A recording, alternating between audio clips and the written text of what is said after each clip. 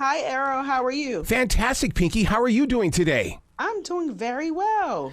Man, I got to tell you what, I am so proud of you for putting your hands on the pages that became this book, because you speak a truth here about the streets of where we are mentally and physically. And a title like this is going to inspire someone to say, I got to read this. I hope you fail. Wow, that takes a lot of courage and confidence to put that on there. Thank you. I'm so inspired by the book that I wrote because I've been through enough failures in my life. I've had enough bad things in my life to happen to me to understand that, like, if this is the worst that it's going to get, it can only get better. And I think everybody in America can say that we've all experienced some sort of quote unquote failure in our life, so they can identify with it. So if I can meet you where you are and hit you as raw as I can in the face with something counterintuitive, I can reverse engineer a bad hater statement and make it a positive. And that's exactly what I did. I'll tell you what, the book should have come with a yellow highlighter, because there's so many lines and thoughts here that really say, oh, that's me. That's me. Okay, now how can I grow from this? Yeah. It's interesting. So I did a commencement speech last year at Clark Atlanta University, and the topic was, I hope you fail. And I talked about all the things that happened in my life, how I navigated graduating from college and not having anything lined up. And I was one of the most popular students in class, to losing everything that I owned by way of a restaurant and my car getting repoed and getting kicked out of my apartment. And what I realized through all of that is, like, that was a part of the journey. I needed that to happen to me so that I can realize that, like, this is going to happen bad, but, like, the good things are going to trump everything bad that you ever experienced. So, like, when I'm faced with a challenge now, I'm like, okay, been there, done that. Yep. I don't have to deal with this again. Like, this happened before. And I want people to understand that it's all about the mindset shift. When you shift your mindset, everything will start happening positive for you. Yeah, because we've become this generation where we want to set things aside because it might be a little bit too tough right now. So when we face those walls and mountains, what I do is I say, it's a mirage. It's not really there. It's on a summer highway. When we get there, it won't be there. Keep moving forward. Yeah. Oh, that's good. See, it's only there if you make it there. If you put it there, it's going to be there. But what I do is I really cheat the system, right? Because I'm a work in progress. So things still happen around me. Like, I still am faced with hurdles and speed bumps and compromising positions and circumstances. But then I also realized, like, listen, this is happening today so that tomorrow something grand can happen for me. So I embrace it now. Like, before, I used to be sad about failures, quote unquote, and I used to be upset about things that were happening. But now I'm like, okay, all right, something big is about to happen, and I'm getting prepared and excited. And that is, there's a saying, heavy is the head that wear the crown. So yes, the crown may feel heavy right now, but guess what? It's going to get lighter as long as you believe in yourself and believe that things will get better. Man, you are very transparent when it comes to these 10 hater statements. I just sat there shaking my head up and down. And then I go, oh, wait a second. This is the stuff you're saying to yourself in the mirror too, smart boy. Yeah, exactly. Like, sometimes I got to self-check myself, right? Yeah. Like, I look in the mirror sometimes and I'm like, okay, you need to get it together, because I'm a work in progress. So when you read this book, when you see some of the chapters, for example, I hope he cheats on you. I hope you go flat broke.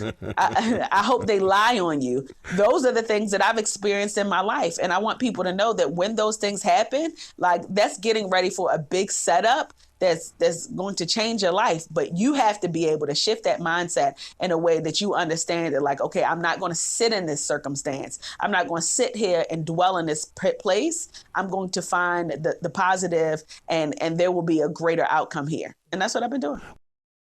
One of your powerful statements is, I hope you don't believe in yourself. That is an eye-opener, and that will change the curve of your heart.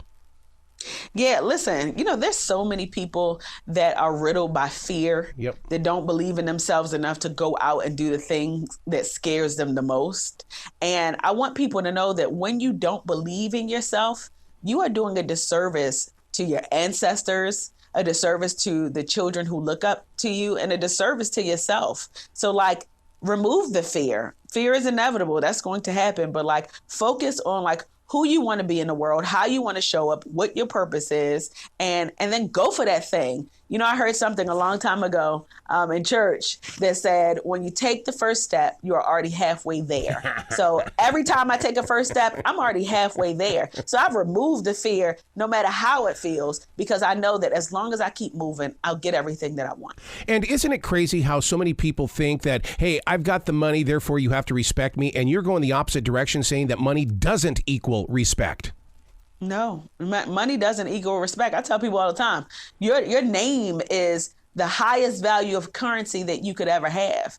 I'd rather have a clean bill of health for my name than $1 million in the bank, because guess what? A clean name will get me more money. A clean name will get me better relationships, no matter what. So I like to keep a clean name. So even when things happen that blemishes my name, I make sure that I re-engineer it so that I can, make sure that my name is always clean. It's very important.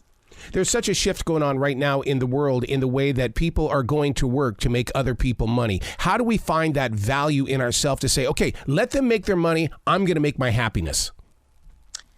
Happiness is something that money cannot buy. Right. And happiness comes in all different shapes and sizes. So your happiness may be to make money, to have that level of freedom to be able to travel the world with your family.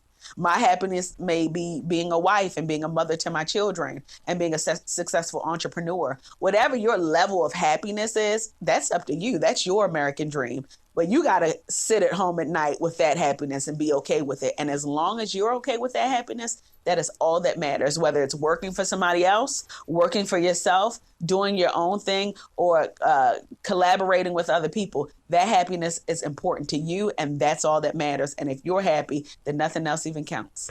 From one motivational writer to another motivational writer, while you were putting this together, did you create other things while it was falling onto the page? In other words, did you take up music? Did you take up a new way of cooking? Because creative people can't be stopped. It grows in every corner.